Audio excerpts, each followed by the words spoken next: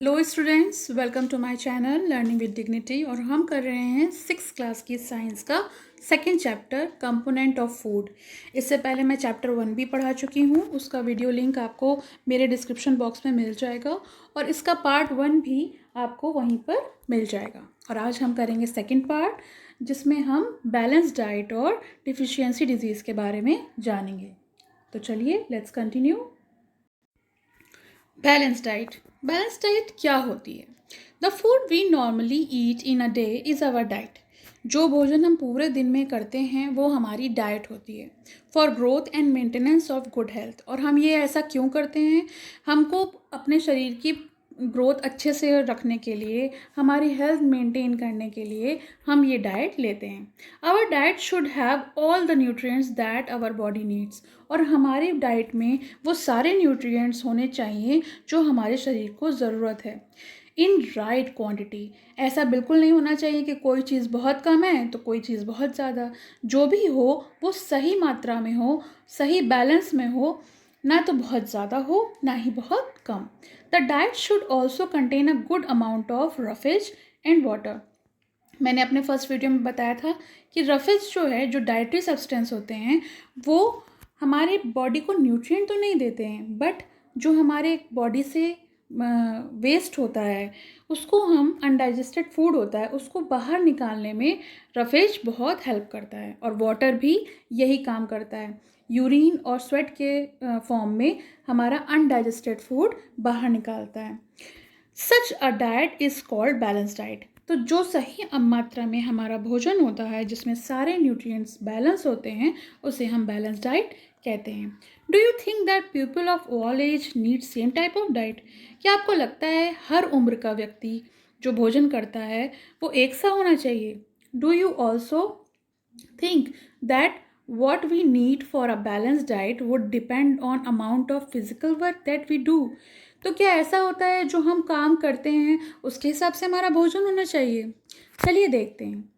Pulses, groundnut, soybean, sprouts, moong, Bengal gram, fermented food, South Indian food such as idli, a combination of flour, missi roti, thepla, made from cereals and pulses, banana, spinach, sattu, jaggery, available vegetables and other such foods provide many nutrients। मतलब pulses हम जानते हैं दालें, groundnut मूंगफली, soybean और ये दालें fermented food में जिसमें खमीर उठ जाता है, यीस्ट से भरा हुआ होता है, उससे हम इडली बनाते हैं। और कॉम्बिनेशन ऑफ फ्लावर्स मीन्स मिस्सी रोटी, थेपला। तो ये कई आटे मिला के हम मिस्सी रोटी बनाते हैं, थेपला बनाते हैं। फिर हम फ्रूट्स की बात करें तो बनाना, स्पिनच, सत्तू, जागरी मीन्स गुड़। ये सारी चीज़ें जो होती हैं मिलकर हमको न्यूट्रिएंट्स देती हैं। और इसमें विभिन्न विभिन्न प्रकार के न्यूट्रिएंट्स होते हैं जो हम अपनी डाइट में शामिल करें तो हमें एक बैलेंस डाइट मिल सकता है। यानी इसका मतलब ये हुआ कि एक पर्सन बैलेंस डाइट खा सकता है बिना किसी फूड एक्सपेंसिव होने के।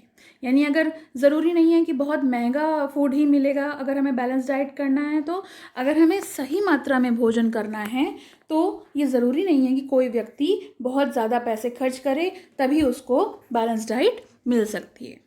Eating the right kind of food is not enough. सही प्रकार का खाना खाना ज़रूरी नहीं है केवल, it should be cooked properly. यानी इसको सही मात्रा में पका होना भी ज़रूरी है। ना तो ये ज़्यादा पका हो ना ही ये कम पका हो। अगर ये ज़्यादा पक जाता है तो इसके न्यूट्रिएंट्स लॉस्ट हो जाते हैं, ख़त्म हो जाते हैं। Are you aware that some nutrients get lost in the process of cooking and preparation? आपको पता भी है कि ये न्यूट्रिएंट्स होते हैं वो ज़्यादा खाना पकाने पर नष्ट हो जाते हैं। If the vegetables and fruits are washed after cutting और peeling them, it may result in the loss of some vitamin.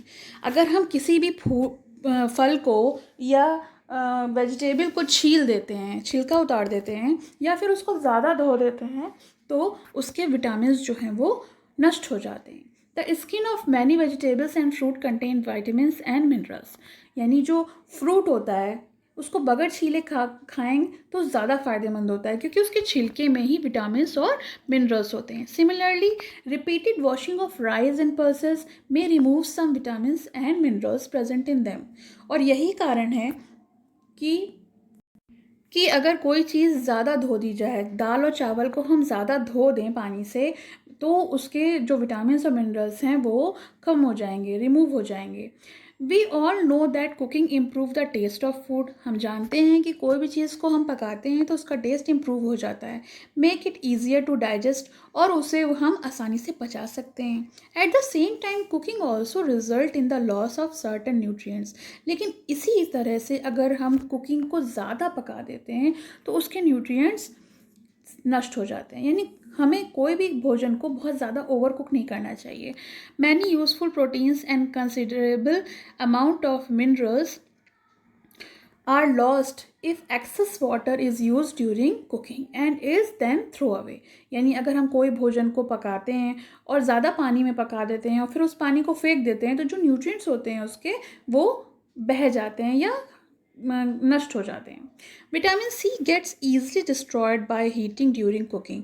और ये बात बहुत जानने वाली है कि जो विटामिन सी होता है फूड में, जिन भी फूड आइटम्स में विटामिन सी होता है, उसको अगर हम कुक करते हैं तो कुकिंग के दौरान वो नष्ट हो जाता है. Would it not be sensible to include some fruits, raw vegetable in our diet?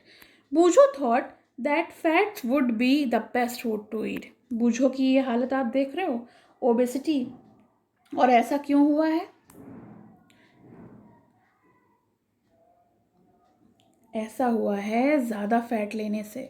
Body में ज़्यादा फैट की मात्रा बढ़ गई है, इसके कारण बूझो जो है ऐसा हो गया है. और उसको ऐसा लगता है कि अगर हम अपने खाने में फैटी चीज़ें मीन्स कचौड़ी, समोसा और सारी तली हुई चीज़ें, ऑयली चीज़ें खाएंगे तो हमको क्या होगा, न्यूट्रिएंट मिलेगा. बट ऐसा नहीं है, उसका अपोजिट हो जाएगा. हमारी बॉडी में फैट की मात्रा बढ़ जाएगी.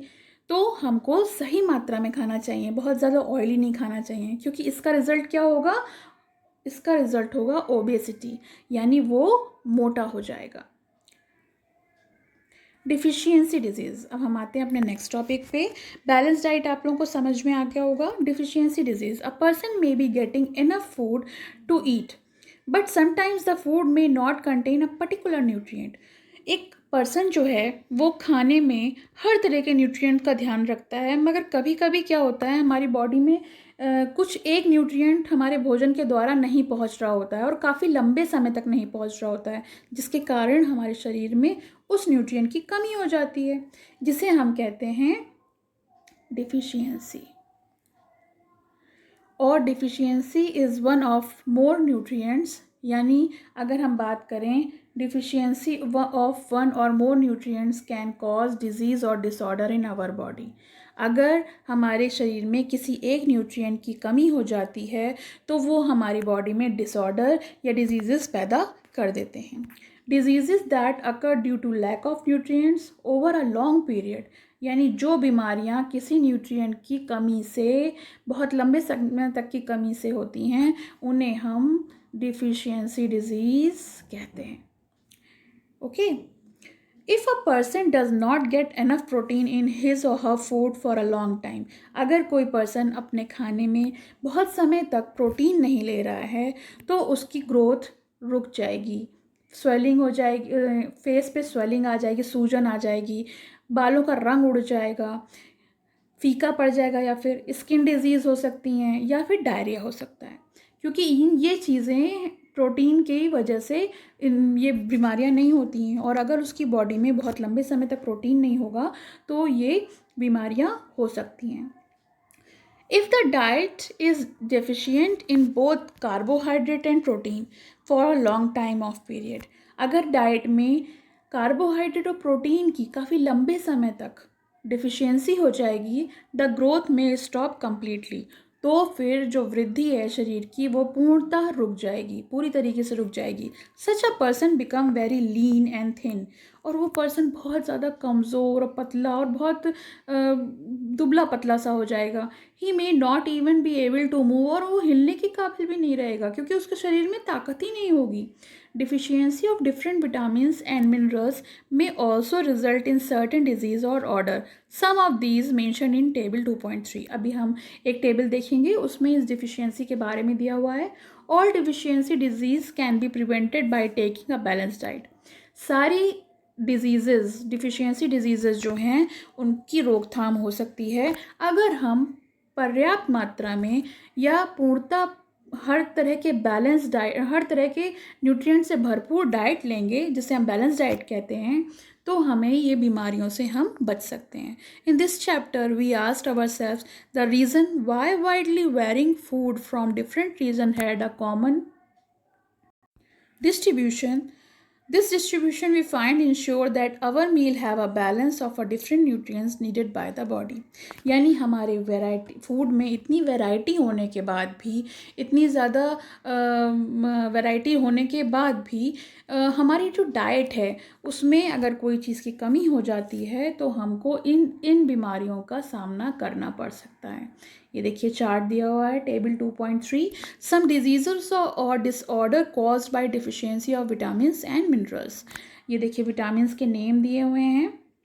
Vitamin A, loss of vision, आँखों की प्रॉब्लम, आँखों की रोशनी कम हो जाती है, और सिम्टम्स होते हैं poor vision, loss of vision in darkness, अंधेरे में दिखाई कम पड़ता है, sometime completely loss of vision, कभी कभी तो ऐसा होता है इंसान पूरी तरीके से अपनी आँखों की रोशनी खो देता है। दूसरा होता है vitamin B1, means beri, weak muscles and very little energy of work, हमारी मसल्स कमज़ोर हो जाती हैं और हमारे अंदर काम करने की शक्ति बहुत कम हो जाती है। थर्ड है विटामिन सी, जिसको हम स्कर्वी बोलते हैं, इसकी डिफिशियंसी से हमें स्कर्वी डिजीज़ हो जाता है, और इसमें प्रॉब्लम होती है कि दांतों से खून आता है, गम से खून आता है, wound take longer time to heal, और हमारे जो शरीर में कोई घाव लग जाता है चोट के कारण, वो काफ़ी समय तक भर नहीं पाते हैं, वो समय ले लेते हैं भरने में। नेक्स्ट है विटामिन डी, जिससे रिकेट जैसी डिजीज़ हो जाती है, और इसमें बोन्स जो हैं वो सॉफ्ट हो जाती हैं या बेंट हो जाती हैं, यानी जो हमारे पैर की या हाथ की हड्डियां हैं वो सॉफ्ट पड़कर मुड़ जाती हैं और हमारी बॉडी जो है वो डी शेप्ड हो जाती है। नेक्स्ट है calcium, bone and tooth decay. Calcium की कमी से हम जानते हैं हड्डियों में और दांतों में प्रॉब्लम्स हो जाती हैं। इसका नतीजा क्या होता है, सिम्टम्स क्या होते हैं, वीक बोन्स, हड्डियां कमज़ोर होती हैं, और टूथ डिके, हमारे दांत सड़ जाते हैं। इसीलिए कहते हैं कि दूध पीना चाहिए। आयोडीन से गोइटर यानी घेघा रोग होता है, और गले में सूजन आ जाती है, गले में जो ग्लैंड्स होती हैं गले में उनमें सूजन आ जाती है। मेंटल डिसेबिलिटी इन चिल्ड्रन, और बच्चों में मेंटल डिसेबिलिटी जैसी बीमारियां भी देखी जाती हैं। आयरन की कमी से एनीमिया जैसा रोग हो जाता है, और कारण है, और इसका सिम्टम होता है वीकनेस, बहुत कमज़ोरी महसूस होती है। तो हमने देखा कि जो बीमारियां हैं वो किसी न किसी न्यूट्रिएंट की कमी के कारण होती हैं, इसलिए हमारे शरीर में हर तरह के न्यूट्रिएंट जैसे carbohydrate, fat, minerals, protein, roughage और विटामिन सी जैसी सारी चीज़ें बराबर मात्रा में होंगी, तो उसे हम बैलेंस डाइट कहेंगे, और ये हमारे शरीर के लिए बहुत ज़्यादा आवश्यक है। अब ये हमारा चैप्टर यहाँ पे फिनिश होता है। तो ये चैप्टर 2 का सेकेंड वीडियो था। फर्स्ट पार्ट के लिए आप मेरे लिंक में जाके देख सकते हैं, और इसके बाद हम अपने नेक्स्ट लेसन के नेक्स्ट वीडियो में मिलेंगे। तब तक आपको मेरा ये वीडियो पसंद आया हो तो प्लीज़ सब्सक्राइब, जिससे मैं और वीडियो ला सकूं, like and share. Thank you.